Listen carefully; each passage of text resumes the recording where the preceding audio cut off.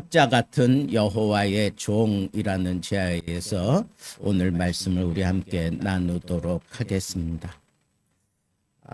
이 이사야서에는 이른바 종의 노래라고 그렇게 불려지는 메시아에 대한 예언에 대한 그러한 내용들이 네 차례 이렇게 등장하게 됩니다.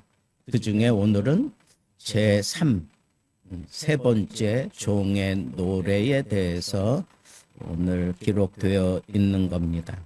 그 고난 그리고 그 예언이 성취되었다라고 하는 것을 우리는 이사야 당시에 그 사람들은 이게 도대체 무슨 내용인가 그렇게 헷갈리기도 하고 그리고 잘 이해할 수 없었지만 신약 시대를 살아가고 있는 우리들은 이미 이게 메시아로 오신 예수 그리스도로 말미암아 이루어진 예언인 것을 우리는 잘 알 수 있습니다.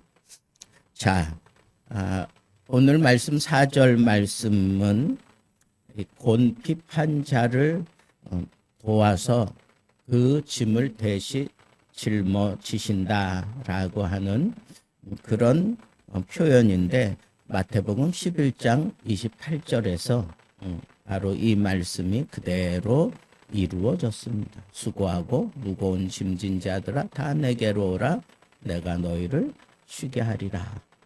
또 하나님의 뜻을 거역하지 않고 순복한다.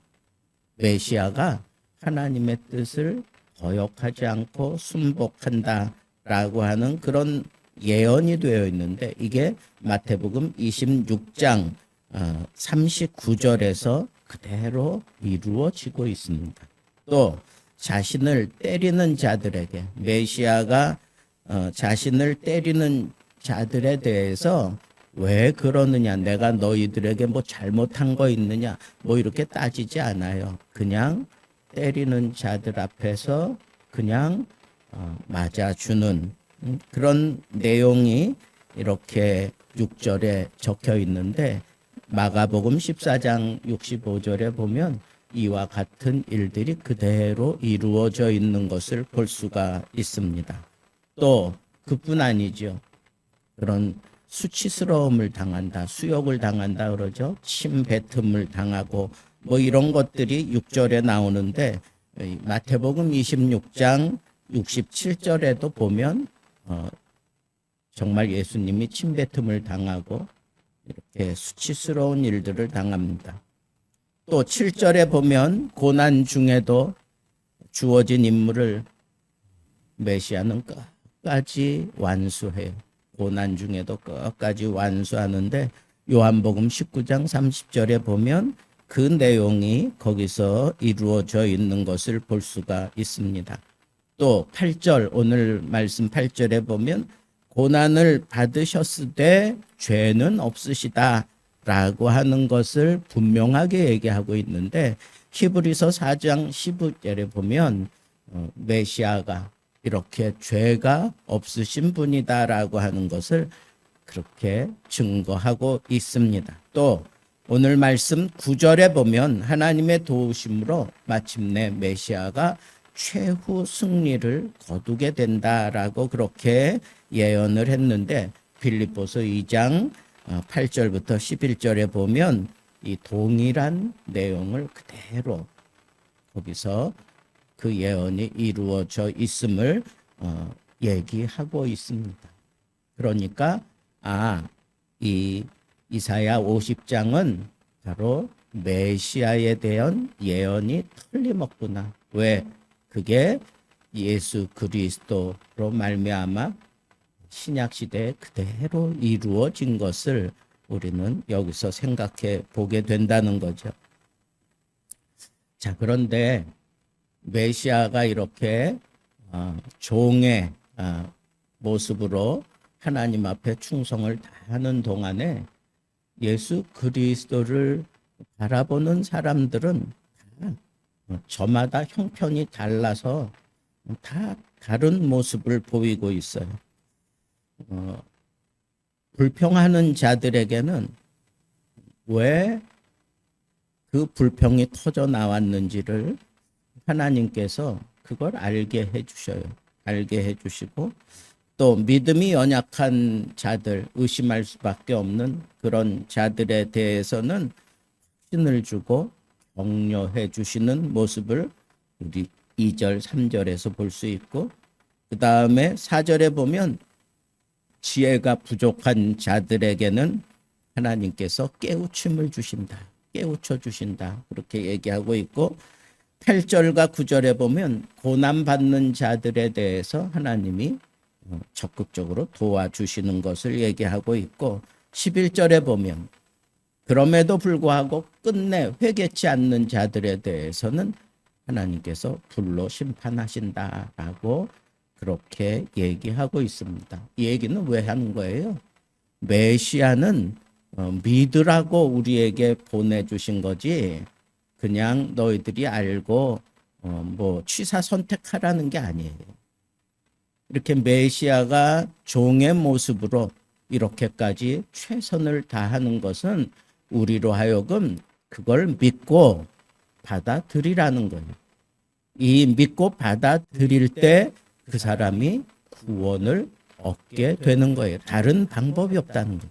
메시아 외에 다른 방법으로 구원의 도리가 이루어지지 않는다라고 하는 것을 성경은 분명히 얘기하고 있는 겁니다. 그래서 우리가 이제 읽어내려간 이사야 50장 1절부터 3절에는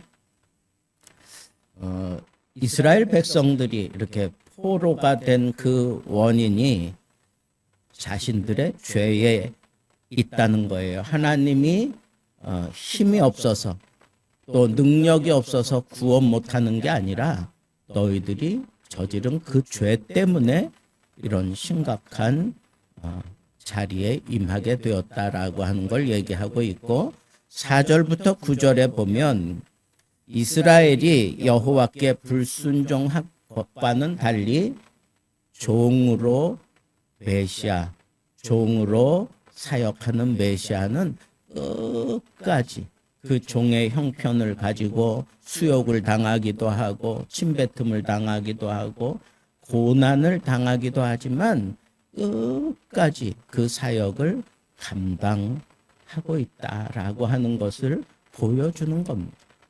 그리고 10절, 11절에 보면 종의 목소리를 청종하고 여호와를 의뢰할 때 횃불에 둘러 핀 것 같은 대적에게 휩싸인다고 할지라도 우리는 하나님의 보호하심을 잊고 거뜬하게 나 자신을 지켜낼 수 있다는 거예요. 예수 그리스도께서 그렇게 많은 대적들에게 둘러싸여 있었지만 그럼에도 불구하고 그렇게 자신을 지켜낼 수 있었던 것처럼 우리도 하나님께서 그렇게 지켜 보호해 주실 것이다 라고 하는 그런 깨달음을 얻게 하는 것이 오늘 본문의 전체적인 내용이에요. 그래서 우리가 죄 때문에 멸망에 이르렀다라고 하는 것. 그래서 그 죄에 사로잡혀 있는 자들은 핑계대기 좋아하고 그리고 무지해지고 그리고 하나님의 뜻을 이루려고 하는 그런 생각은 하지 않는 그런 모습들을 보이는 것과는 대조로 예수 그리스도께서는 메시아로 오셔서 모든 것을 다 이루신다는 거예요. 고난 가운데에서도 이루시고 그리고 그가 힘들고 어려운 상황에서도 그 상황을 끝까지 이루어 가신다라고 하는 것을 오늘 말씀을 통해서 우리에게 분명하게 비춰주신다라고 하는 거예요. 그래서 그러한 믿음을 가지고 우리가 살아가게 될 때에 그때 우리의 대적들이 아무리 둘러친다고 할지라도 하나님께서 우리를 끝까지 보호하시고 안전하게 지켜주신다라고 하는 것, 그것이 바로 오늘 말씀의 흐름입니다. 자, 그렇다면 이제 오늘 이 말씀을 통해서 오늘날 우리가 붙잡아야 되는 아주 중요한 교훈은 무엇인가? 그것은 하나님의 뜻을 이루어가는 사람이 바로 하나님의 백성들인데 그 하나님의 뜻은 어떤 사람이 이루어갈 수 있는가? 한마디로 얘기하면 죄를 해결해야 돼. 죄를 해결해야 돼. 내가 죄를 품고서는 하나님의 뜻을 절대로 이룰 수 없다는 거예요. 이스라엘 백성들이 하나님 앞에 원망했어요. 왜 하나님 우리를 선택해 놓고 우리를 구원해 주지 않느냐고. 왜 우리를 이렇게 멸망 가운데로 몰고 가시느냐고. 하나님은 능력이 없는 분이 아니냐고. 뭐 그런 식으로 투덜대는 거예요. 오늘 말씀해 보니까 이스라엘 백성들이 멸망한 분명한 원인은 너희들의 죄 때문이지 내 손이 짧아서 내 능력이 없어서 너희들을 구원하지 못한 게 아니다라고 하는 이 얘기는 뭐예요? 죄를 품고서는 절대로 하나님의 뜻을 이룰 수 없다는 것. 그래서 우리는 날마다 자신을 돌아보며 이 죄를 회개하는 그런 삶의 모습을 가지고 살아가는 거예요. 내가 잘못하지 않은 것 같고 내가 큰 법적으로 큰 죄를 저지르지 않았을지라도 우리는 하나님 앞에서 늘 자신을 돌아보면서 자기의 죄를 고백하며 사는 것이 그게 의인의 삶이에요. 의인의 삶, 그것은 죄와 아무 상관이 없는 게 아니라 그 죄를 날마다 고백하며 살아가는 삶, 그 사람들이 바로 하나님이 기뻐하시는 의인의 모습이다라고 하는 사실을 우리에게 깨우쳐 주시는 거다 그런 얘기. 그러니까 우리가 하나님이 보호해 주는 그런 결정적인 사람이 되려고 하면 철저하게 내 장막에서 죄를 버려야 돼. 내 마음에서 죄를 다 씻어내야 되는 거예요. 내 모든 불의와 내 모든 죄를 장막에서 다 버리고 나면 그때 하나님께서 우리에게 다시 부흥하는 놀라운 역사를 일으켜 주신다고 욥기서에도 그렇게 얘기를 하고 있는 것을 우리는 잘 알고 있습니다.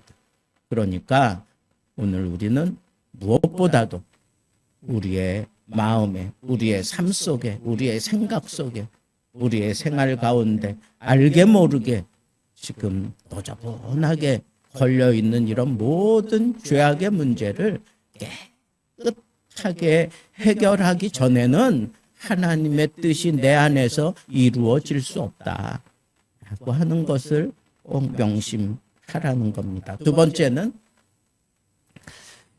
우리가 이렇게 죄를 고백하고 하나님 앞에서 온전한 모습으로 서기를 원하는 그 중심을 가지고 살아가는 것은 그건 다른 것 때문에 그런 게 아니에요. 하나님의 뜻을 이루기 위함이지만 또 다른 한편으로는 우리가 이 죄성에 민감하게 반응을 보이며 살지 않으면 우리는 쉽게 넘어진다는 거예요. 쉽게 넘어질 수밖에 없어. 왜? 메시아인 예수님에게도 신뱉음, 조롱, 그리고 수치스러움을 안겨주는 것이 이 세상 나라의 모습이에요. 그러면 그런 것들을 늘 우리가 세상으로부터 당할 수밖에 없는 연약한 지경에 처해 있는 것이 우리들 자신이다라고 하는 이 사실을 빨리 간파하고 내가 죄성이 농후한 이 모습 이대로 있어서는 넘어질 수밖에 없다. 실수할 수밖에 없다. 깨질 수밖에 없다라고 하는 이 사실을 인정하고 그리고 하나님을 붙들라는 거예요. 말씀을 붙들라는 거예요. 그리고 기도를 붙들고 살라는 거예요. 이것이 오늘 이 말씀 가운데 우리에게 주시는 두 번째 교훈이고 마지막 세 번째 교훈은 이렇게 하나님이 우리를 구원해 주신 것은 우리가 이 죄와 더불어 살지 않고 그 다음에 죄성이 농후한 모습으로는 하나님의 뜻을 이룰 수 없다고 하는 이 사실을 잘 알지만, 그렇다고 해서 내가 날마다 죄를 고백하고 내가 이 죄성을 내가 어떻게 해서든지 희석시키려고 발버둥 친다고 해서 그게 구원의 조건이 되지는 않아요. 하나님이 나를 구원하신 것은 그런 삶을 산다고 나를 구원한 게 아니야. 나를 구원한 것은 무조건적인 하나님의 은혜예요. 하나님의 무조건적인 은혜로 내가 구원을 받은 거예요. 그런데 사람들이 우리가 의롭게 살아가면서 이렇게 죄를 멀리하고 이 죄성을 인정하고 그리고 하나님을 붙들려고 발버둥 치는 이런 노력이 우리를 구원하는 것으로 그렇게 착각하면 안 된다는 거예요. 우리의 구원은 오로지 하나님의 무조건적인 은혜예요. 내 어떤 공적을 따라 구원하는 게 아니야. 구원 받았으니까 우리가 죄성이 농후한 상태로 있을 수가 없고, 구원 받았으니까 우리가 하나님의 뜻을 이루며 살려고 하는 거다 하는 것을 우리는 꼭 명심하고, 우리는 하나님의 무조건적인 은혜를 늘 추구하며 살아야 돼. 내가 잘못했어요. 내가 하나님 앞에 큰 죄악을 범했어요. 그래도 내가 하나님 앞에 엎드려서 하나님을 붙들고 씨름할 수 있는 것은 바로 이 사실 때문에 그래요. 하나님이 무조건적인 은혜로 나를 구원해 주셨으니 지금도 하나님 그 은혜 속에서 내가 하나님 앞에 새로워질 수 있습니다. 늘 우리가 하나님 앞에 내놓는 것은 그 하나님의 무조건적인 은혜, 그 은총을 하나님 앞에 내놔야지, 하나님 내가 이렇게 죄를 버리고 살고 막 발버둥 치고 있으면 이런 거 가지고 하나님 앞에 내놓는 게 아니라는 거예요. 우리가 하나님 앞에 내놓을 수 있는 건 뭐예요? 하나님의 무조건적인 은혜로 내가 구원함을 받았습니다 라고 하는 것을 우리는 항상 앞세우며 살아가야 돼. 그게 오늘 이 말씀에서 얻을 수 있는 교훈이에요. 자, 그렇다면 이제 결론으로 오늘 말씀 가운데 특별히 하나님께서 여호와의 종에게 듣는 귀와 돕는 혀를 주셨다 그랬어요. 오늘 말씀을 한번 보겠습니다. 4절 말씀 봅시다. 주 여호와께서 학자들의 혀를 내게 조사 나로 곤고한 자를 말로 어떻게 도와줄 줄을 알게 하시고. 여러분, 하나님께서 나에게 혀를 주신 까닭이 뭐예요? 그건 공고한 자를 도와주라고, 공고한 자를 도와주라고 나에게 혀를 주셨다는 거예요. 내가 하나님의 자녀로 새롭게 태어났으면, 하나님의 뜻을 추구하며 살아가는 사람이라면 내가 뱉는 말을 통해서 곤고한 자들을 도와주라는 거예요. 그게 학자예요. 그게 학자. 그 다음에 아침마다 깨우쳐 주시는 귀를 가지고 있는 그 사람이 바로 학자예요. 내가 다른 것으로 무언가 깊은 것을 깨닫고 그리고 내 삶의 모토로 삼는 게 아니라 아침마다 나에게 말씀하시는 그 하나님의 말씀을 들을 수 있는 귀를 갖는 것, 그게 바로 학자의 아름다운 삶의 모습이에요. 하나님의 말씀을 통해서 깨달아진 대로 내가 살아가는 것, 그리고 다른 사람들에게 그 삶을 보여주는 것, 그게 바로 학자예요. 예수님이 메시아 사역을 하면서 하나님 앞에 이렇게 모든 고난 속에서도 끝까지 그 사역을 감당할 수 있고 승리할 수 있었던 그 이유가 뭐냐?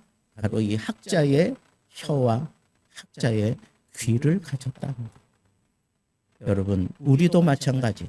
내가 이 세상 살아가면서 앞에서 얘기했던 모든 내용들 내가 가슴에 담고 그걸 끝까지 지켜낼 수 있는 사람 어떤 사람인가? 이사야가 얘기하는 학자예요. 어떤 학자? 보면 말로 공고한 자를 도와주는, 귀로 하나님의 말씀을 깊이 깨달아 아는 그런 학자가 될 때 내가 하나님의 뜻을 온전히 이루며 살아갈 수 있는 사람이 된다라고 하는 이 사실을 여러분들이 꼭 명심하시고 날마다 하나님 앞에 그렇게 기도하세요. 하나님, 오늘도 나에게 학자의 혀를 허락하시고 학자의 귀를 허락하셔서 내가 구원받은 사람으로서 하나님의 뜻을 이루며 살아가며 승리하는 삶을 살도록, 그리고 하나님의 뜻을 온전히 보여주며 살아가는 하나님의 충성된 종으로 살아가게 하옵소서. 이것이 여러분들의 날마다 하나님 앞에 드리는 기도가 될 수 있기를 우리 주님의 이름으로 축복합니다.